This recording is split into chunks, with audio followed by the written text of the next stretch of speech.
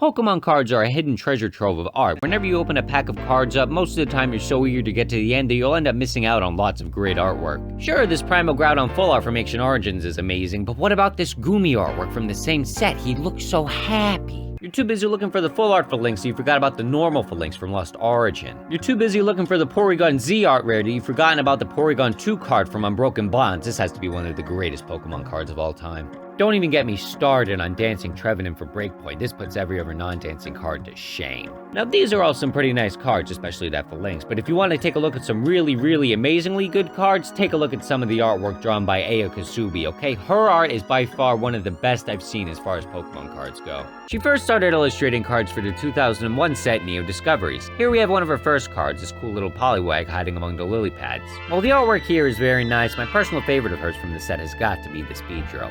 Now, Beedrill is a Pokemon I have a very strange connection to. I never really used him in any of the games, but I do like his design, and I think his shiny looks really good. While my favorite Beedrill card is his alternate art from Astral Radiance, the Neo Discoveries Beedrill is still quite appealing to me. While Beedrill is quite detailed, the background isn't. However, from the cactuses in the foreground, it is easily inferred that this Beedrill is hiding out in a desert somewhere. In the next set, Neo Revelations, Aya Kusube really stepped her game up. Here she illustrated 3 cards, Lugia, Ho-Oh, and Skarmory. Now, if we take a step back and adjust the images just a bit, you'll see that these 3 cards all come together to make one big picture. While these are the only cards of hers that physically connect together, there are plenty of her cards that are connected in other ways. Take a look at the Ralts from Ancient Origins. Here it's taking a look through the crack in the brick, and then look at this. In the Breakthrough set, we can see the same Ralts as indicated by the light shining through onto its head. Then you have this Reshiram staring right at you, and then we have a side view of him in the same art style, which is then referenced again in this Zekrom art from the same set.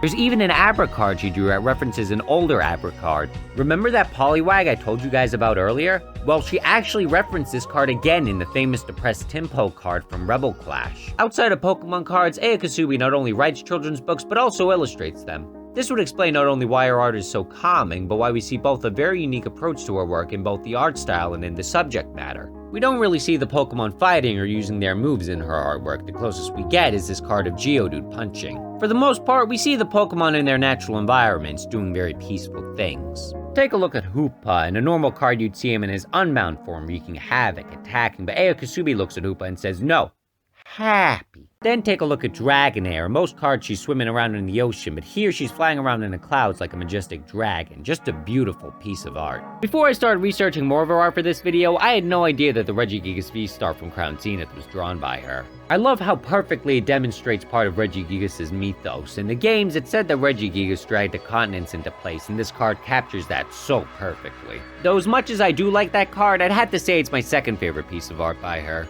My favorite card of hers would have to be the LGM from Breakthrough. This was one of the first cards I ever got from a Pokemon pack. The artwork is just so beautiful. I love how the dark, gothic aesthetic juxtaposes the sweet, childlike appearance of the Pokemon, especially given that LGM is supposed to be an alien from outer space. What's also interesting is how you never really see the Pokemon's face, you only see it reflected in the window. It's hard to think of a card that I like more than this, except for Dancing Trevenant.